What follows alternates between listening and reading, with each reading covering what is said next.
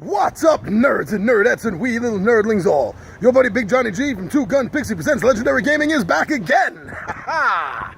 I love doing these midday monologues, especially on a day like this. New York City is feeling great today. I love the cold breeze, I love the overshadowing, I love all this, but you've probably heard this before you've been watching my rants, any one that I do on a beautiful day like this.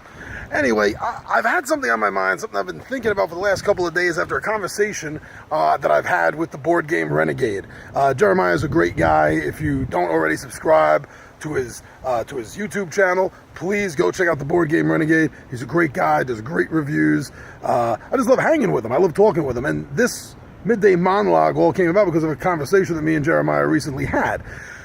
I am a huge fan of Robert E. Howard. I love the author's work, primarily, of course, the Conan work. I'm also a huge fan of his mythos work that he did for his buddy H.P. Lovecraft. But this particularly has to do with Robert E. Howard's Conan. Now, being a board game fan as well, much like a lot of other people, I was quite surprised when I heard a couple of years ago that Monolith was doing this great, big, huge Conan game. Unfortunately, just like Jeremiah, I missed the Kickstarter. And then I kind of lost track of it. I lost the pre-order.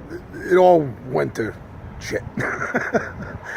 So I've been looking at the game recently, and I decided against it. I'm actually glad now that I didn't kickstart it.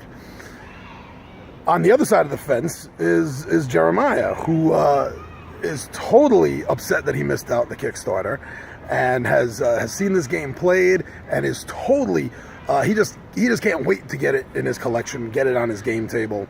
So we were talking about this, and I told him that the reason I didn't feel this way basically is because it doesn't fit the theme. It doesn't fit the theme. If you know anything about Conan, and I'm not talking about the Arnold Schwarzenegger movie or the other movie with what's his name, Khal Drogo, Aquaman. I'm not talking about that at all. I'm talking about the real work, the work that Robert E. Howard put together back in the 20s and the 30s. If you know anything about this work at all, Monolith's Conan is not a Conan game. It's a fantasy game like Descent, and it uses the Conan franchise names. Now, the reason I say this is because the essence of Conan, the stories, the character, is a very deep psychological quagmire. The character of Conan is constantly filled with melancholy. He's always, switching his emotions. You never know when this guy is going to do something nobly because it moves him, or whether he's going to just get so pissed off at something that he's going to go, barbaric on it.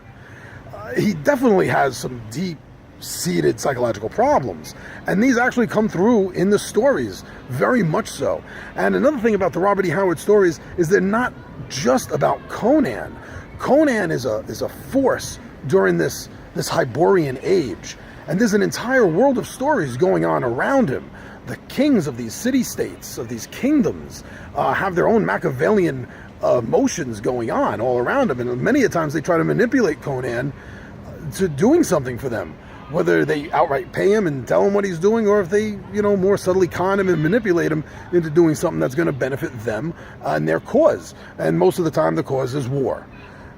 These are factors that you just can't bring over to a game like Monolith's Conan. Basically, all it is a game that's very, similar in style. It's a fantasy-based miniature combat game with a campaign setting. So in that sense, you could say it's very much like Descent, or a fantasy version of Level 7 Omega Protocol, or Star Wars Imperial Assault. They're all the same thing. And what I was thinking about was, if there's nothing but the name Conan and the name of some of his companions that you also get to play during the game, if that's the only thing Conan in the game, either the name of the lands and the name of the people, and that's it, it's not really a Conan game. It's not. One thing Jeremiah pointed out to me is, unlike the games I just mentioned, Monolith's Conan is a very dark game. The campaign stories are dark. They're deadly. little hellish at times. But again, that doesn't change my opinion. That doesn't change my mind for one very simple reason. Any of these campaign-style games, whether it's Conan or whether it's Descent or Level 7, they all share one thing in common. You can write your own campaigns. You're not limited to just playing the campaign that came with the core game or the expansions. These things are modular. You have all the information for the miniatures, the monsters, the items. You could very easily write your own campaign and make it as dark as you want. Maybe it's because I spent the last 4 decades playing D&D that this to me seems like a no-brainer. I don't understand why someone would say, the game, I love the game, but it's not dark enough for me. Not that Jeremiah said that. I'm not trying to put words in his mouth. I like the guy. This isn't a trolling. No, but there are, you know what I mean. It's like, if you can play a game darker than it was meant by just writing your own scenarios, then you can't complain that the game's not dark enough for you, because it gives you all the tools that you need right there. So I guess overall I'm at this point now where I'm wondering if all themes are really just soup in the pot. It's just something that you put in there. But what matters is the pot. The pot is going to, make whatever you put into it take the shape of the pot. And that's what I kind of feel like now.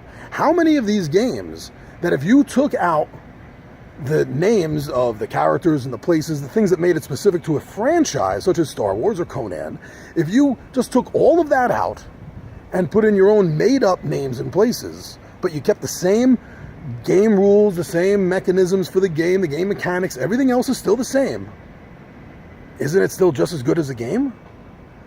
That's what I'm thinking now. And after this conversation that we had, I don't know whether thinking the other way is right anymore. It just seems to me that this is all just a quagmire, so to speak. Whatever the theme is really doesn't matter, because these games are the rules. They're the mechanics that make the game work. And the names, the characters, the places have nothing to do with this. So what do you think? Judging on what I said, taking a moment to bring it in, isn't it all just the same? Isn't the game just as good? So you could take the Conan Monolith game and you could call it Blood Dungeon or something, and take out all the references to the specific Hyborian and Conan franchise properties and just make up your own stuff, keeping all the rules the same. Isn't it going to be just as awesome of a game? I think so.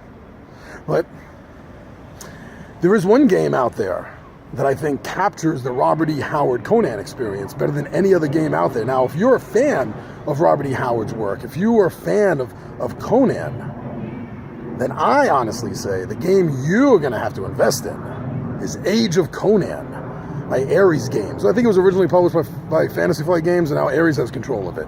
That game captures everything. It captures the mood swell, especially if you get the expansion of Hyboria, which really opens up more what the Conan NPC is doing. Because that's the thing, in that game, no one plays Conan. You're playing the rulers of the other realms, of the other kingdoms, trying to make war, and meanwhile there's this maniac called Conan running around the world, going on his own little quests and adventures, totally getting in your way.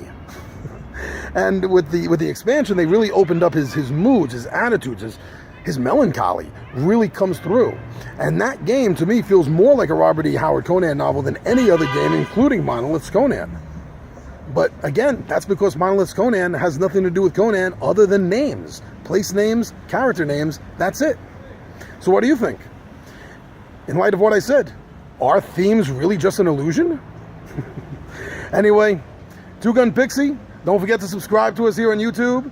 We're on Facebook, we're on Twitter, we're on Instagram, and we got a whole bunch of nice merchandise on the Zazzle store. So just put in Two Gun Pixie with any of those words, and you're going to find us, and check us out. So I'm your buddy Big Johnny G.